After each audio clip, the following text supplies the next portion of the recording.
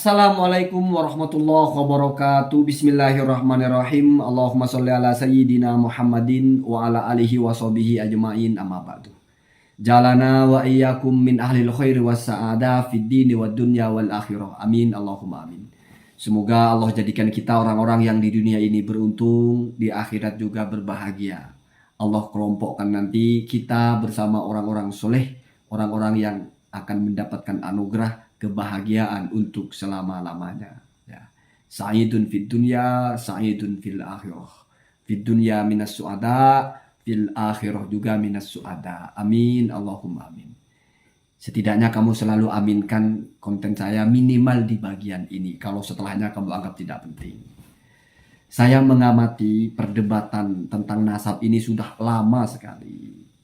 Dan sudah sering saya sampaikan kritik ke semua pihak. Tidak tebang pilih. Mana yang saya anggap masalah, saya kritik. Mana yang saya anggap benar, saya dukung. Tetapi kamu kan ingin tahu, sebetulnya saya ini meyakini nasab Ba'alawi itu tersambung atau tidak. Saya tegaskan, saya meyakini tersambung. Apakah berarti lalu saya tidak terima dengan penelitian Kiai Haji Imaduddin? Saya tidak pernah bilang begitu. Saya sangat terima dengan penelitian Kiai Haji Imaduddin. Kalau saya tidak terima, sudah sejak awal saya tolak semuanya. Ternyata kan tidak. Saya justru mengawal secara objektif, seobjektif mungkin yang saya mampu. Lalu saya sampaikan prediksi-prediksi, saya sampaikan penalaran-penalaran, atau apa-apa yang mungkin akan dibahas. Nah, kira-kira akan begitu. Sekarang mungkin ini konten saya yang akan meresum secara total apa sih yang kita bicarakan, apa sih yang kita ributkan. Jadi makin kesini kan apa-apa itu makin jelas. Terfokus kepada 3 pertanyaan atau permintaan Kiai Haji Imaduddin kepada orang yang konsis membantah beliau atau menolak tesis beliau, yaitu Gus Rumail Abbas. Saya pernah tanya kepada Gus Rumail Abbas ini, bagaimana menurut Anda tentang nasab Ba'alawi? Apakah sahih atau tidak? Sahih. Apakah persepsi doni atau pasti? Maktu. Itu. Jadi Gus Rumail itu pernah mengatakan nasab Ba'alawi itu sahih secara pasti, sahihun qat'iyyun. Sahih yang sifatnya qat'i atau qat'iyan secara qat'i. Maka tidak heran kalau Gus Rumail ini paling konsis menjelaskan membantah Kiai Haji Imaduddin, berpegang kepada prinsipnya. Nah, kan begitu. Kemudian 3 pertanyaan Kiai Haji Imaduddin yang kalau prediksi saya 10% mungkin akan bisa dijawab, 90% tidak akan bisa dijawab. Artinya 90 lawan 10 atau 1 lawan 1000. Oh enggak, 1 lawan 1000 terlalu banyak ya. Ya 10 lawan 90, 1 lawan 9. 3 pertanyaan Kiai Haji Imaduddin itu atau permintaan. Yang pertama, menghadirkan kitab yang lebih tua dari Asy-Syajarah Al-Mubarakah. Tidak perlu berpolemik tentang keabsahan kitab ini. Tidak perlu berpolemik tentang ini benar Ar-Razi apa enggak. Tidak penting itu sudah. Tapi minta yang lebih tua dari kitab ini. Yang isinya adalah 1, bahwasanya Ahmad itu punya anak yang bernama Abdullah. Itu dulu 1. Yang kedua, bahwasanya Abdullah itu adalah Ubaid yang disebut oleh Habib Ali Abu Bakar Asy-Syaqqani dalam kitabnya Al-Burqa Al-Muthiqah. Yang ketiga, bahwasanya Abdullah ini atau Ubaid ya, punya anak bernama Jadid, dan Jadid punya saudara Alwi dan Basri. Artinya apa? Bahwasanya Alwi itu benar-benar putra dari Abdullah bin Ahmad bin Isa Al-Ja'fari sampai ke Rasulullah SAW lewat jalur Ja'far dan Sayyidina Ali ke atas. Nah, itu 3 pertanyaan itu. Saya prediksi tidak akan pernah terjawab 3 pertanyaan itu, atau kemungkinan terjawabnya 10% dari 90% tidak mungkin. Kenapa? Yang pertama karena Habib Ali Abu Bakar Asy-Syaqqani ini adalah ulama sekaligus aulia. Artinya bukan hanya pengetahuan secara zahir tapi secara batin. Ketika menuliskan nasabnya, ketika mau mengisbat bahwa ada jalur tersambung dengan Ahmad, ya, yaitu Ahmad bin Isa, itu merujuknya kepada kitab Al-Janadi. Artinya sudah tidak ada yang lebih tua dari kitab Al-Janadi. Itu versi Habib Abu Bakar Asy-Syaqqani atau Ali bin Abu Bakar Asy-Syaqqani. Kalau misalnya kemudian ada ya Gus Rumail atau siapa yang bisa membuktikan, berarti sebetulnya membantah atau mengkoreksi Habib itu sendiri. Habib Ali Abu Bakar Asy-Syakroni. Beliau mengatakan yang ada itu awalan. Tahu awalan nggak? Pertama kali. Itu adanya di kitab Al-Janadi yang paling tua. Makanya Kiai Haji Imaduddin itu fix memberikan jarak. Tidak boleh lebih mudah dari Asy-Syajarah Al-Mubarakah. Dalam rangka menolak Al-Janadi ini karena dianggap tidak masuk kepada sekunder. Padahal sebetulnya Kiai Haji Imaduddin itu sudah memberikan opsi primer atau sekunder. Kalau primer malah berat, harus yang sezaman. Kalau itu saya malah sampai bilang hatta yalijal jamalu fi samil hiyat. Unta bisa masuk lubang jarum pun nggak akan ketemu kitab yang sezaman dengan Ahmad, menulis adanya Ahmad ada yang bernama Ubaid atau Ubaidillah, lalu Ubaidillah punya anak bernama Alwi. Kalau yang sezaman kitabnya itu. Ya entah karena sudah nggak tercetak, entah termasuk kepada kitab yang mungkin hilang, namanya hilangan sudah tidak ada, atau entah apapun, tetapi itu sangat kecil kemungkinannya. Kecil sekali. Kalau kita sebut ada mustahil akli itu yang secara hukum akal tidak mungkin terjadi. Seperti kamu hidup sekaligus mati, tidak mungkin terjadi. Itu namanya mustahil akli. Sekaligus kamu bisa di luar rumah sekaligus di dalam rumah. Satu rumah maksudnya, lain kalau rumahnya lainnya. Kamu bisa di dalam ruangan ini sekaligus di luar. Itu tidak mungkin, mustahil akli namanya. Kalau kamu tidak di luar rumah, tidak di dalam ruangan, pasti kamu di luar ruangan ini. Itu namanya wajib akli. Kalau pakai hukum seperti itu, mungkin saja masih bisa. Artinya tidak semustahil itulah. Tapi ada di bawahnya mustahil akli, yaitu mustahil adi, secara kebiasaan. Ada hal-hal yang biasanya tidak bisa. Nah, mungkin masuknya di situ. Artinya kalau ketemu itu ajaib. Ajaib.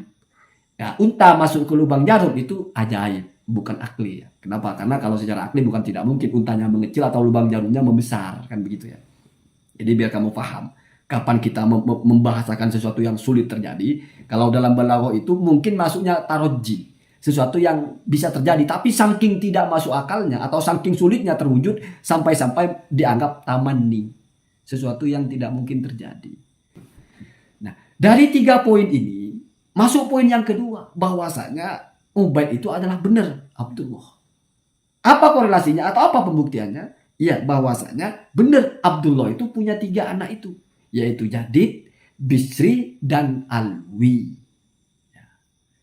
Jadi kalau Abdullah itu ternyata putranya 3, yaitu Jadid, Alwi, dan Basri, artinya poin ketiga dari Kiai Imad itu kan memastikan bahwa Alwi itu saudaranya Jadid, saudara seayah toh, dan juga saudaranya Basri.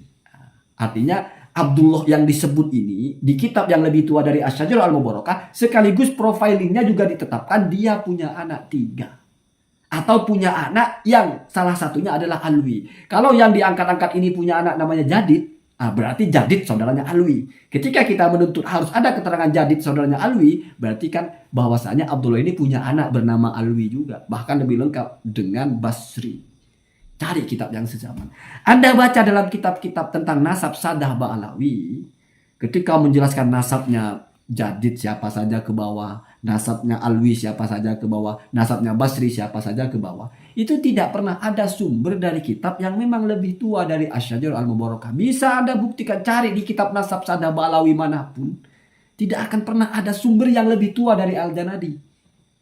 Lalu Gus Rumail mau mencoba mencari celah. Celahnya dari mana? Menarik satu nama, yaitu Ali. Karena kebetulan ini adalah seorang muhaddis. Abu Hasan Ali, al-muhaddis al-hafid. Sehingga ini menjadi mata rantai periwayatan hadis. Termasuk dalam manuskrip Sunan Tirmidzi, termasuk juga dalam hadis Sahih Muslim, juga ada mata rantainya yang berjalur kepada Ali ini. Bahkan sanad hadis arba'innya ya, Sayyid Al-Fadani juga ada orang ini. Bahkan juga termasuk dari sanad musalsal hadisnya Ibnu Hajar ada orang ini. Tetapi dalam kitab-kitab hadis ketika bicara sanad itu tidak menyebut silsilahnya sampai atas. Mentok-mentok sampai bin Jadid, itu pun Jadid Sani. Di mana dari Jadid Sani ke Abdullah itu masih ada 5 tingkat. Dan yang menyambungkan Jadid Sani kepada Abdullah itu ya Al-Janadi itu yang paling tua. Lalu coba digiring dengan ketika orang menyebut Syarif, ketika orang menyebut Ali kan Syarif. 606 sudah disebut Syarif. Berarti kan keturunan Rasulullah. Al-Husaini, jalur Sayyidina Husain. Iya, tapi apakah keturunan Rasulullah hanya dari Abdullah bin Ahmad? Kan itu pertanyaannya. Kan bisa saja dari jalur yang lain. Toh mereka tidak mengisbat, tidak menyebutkan ini dari Abdullah bin Ahmad. Memanggil Syarif tanpa menyebut dari Abdullah bin Ahmad. Nanti ya kan itu bisa diambilkan dari Al-Janadi. Kan yang ditanya yang lebih tua. Itu ya, itu polemiknya di situ. Ya, bisa kamu buktikan lah sejauh mana mereka berdebat, mesti di situ muter-muternya. Bolak-baliknya di situ, ya. Kecuali misalnya nanti di pertemuan terakhirnya Gus Rumail itu menemukan kitab yang lebih tua dari Asy'ariyah bahwa Abdullah itu punya anak yang bernama bahwa Abdullah ini putra Ahmad. Itu berarti terjawab satu lah setidaknya. Walaupun ini sudah agak mengherankan luar biasa, berarti sudah menemukan data yang tidak diketahui oleh Habib Ali Abu Bakar Asy-Syakron. Nah, itu saya kira agak mustahil. Walaupun ya bukan tidak mungkin. Kenapa? Karena berkaca kepada Ibnu Hajar, katanya kan dulu Ibnu Hajar pernah menemukan manuskrip yang tidak ditemukan oleh ulama-ulama sebelumnya tentang nasnya atau tulisannya Imam Syafi'i. Ya mungkin saja, tapi itu kan Ibnu Hajar, Pak. Ya mungkin menyamakan ini bisa saja. Mungkin, makanya saya bilang bukan tidak mungkin. Mungkin cuma berapa persen? Ya 10% maksimal. Jadi begitu. Kalau misalnya ini ketemu dan Kiai Haji Imaduddin Taslim, saya berharap kalian itu jangan masih ngotot-ngotot tes DNA. Tes DNA jangan. Hargai. Pertarungan ilmu ini harus dihargai. Kalau ujung-ujungnya ngotot-ngotot tes DNA, ya sudah, nggak usah bicara kitab. Kenapa saya sangat berhati-hati dan menahan diri untuk bicara masalah DNA? Karena saya tidak pakar DNA. Dan DNA tidak bisa saya cari di kitab. Sesederhana itulah ya. Saya ingatkan, bedakan antara kamu bicara ilmiah kitab dengan kamu bicara DNA. Kenapa? Karena kalau kita bicara kitab, saya bisa baca kitabnya. Ketika orang baca kitab, saya bisa telaah. Walaupun bukan bisa paham, ya enggak. Tapi ya ini kan ilmu yang sederhana kalau dalam masalah ini. Toh cuma baca tentang orang ini siapa, anaknya itu siapa, anaknya. Kamu ngerti bahasa Arab ya bisa. Toh coba membaca kitab-kitab seperti itu. Makanya saya tidak pernah bicara membatalkan nasab orang, karena saya bukan ulama nasab. Saya ikut saja, ya saya baca ulama. Ada yang mengatakan, bahkan pakar nasab mengatakan itu sahih, ya saya ikut pakar nasab. Gitu ya. Saya ikut an-nasabah. Ya, itu ya, saya ikut ulama nasab dalam masalah sah dan tidak sahnya nasab. Tapi saya sangat menghargai ketika ada orang yang mencari keabsahan nasab dengan kitab, membongkar-bongkar kitab. Kira-kira begitu. Masalah lalu membuat standar kalau tidak ketemu kitabnya tidak sah, itu masalah lain. Seperti yang saya bicarakan sebelumnya, fakta tidak ada kitabnya mungkin bisa merupakan sesuatu yang disepakati semua orang, tapi kesimpulan dari tidak ada kitab itu apakah sah dan tidak sah mungkin menjadi hal yang diperselisihkan oleh orang. Ketika ada perselisihan, kamu ikut siapa? Saya ikut ulama. Siapa ulamanya? Ulama nasab. Karena ini bicara masalah nasab. Simpel kan? Allahumma hadina ada sabil. Assalamualaikum warahmatullahi wabarakatuh.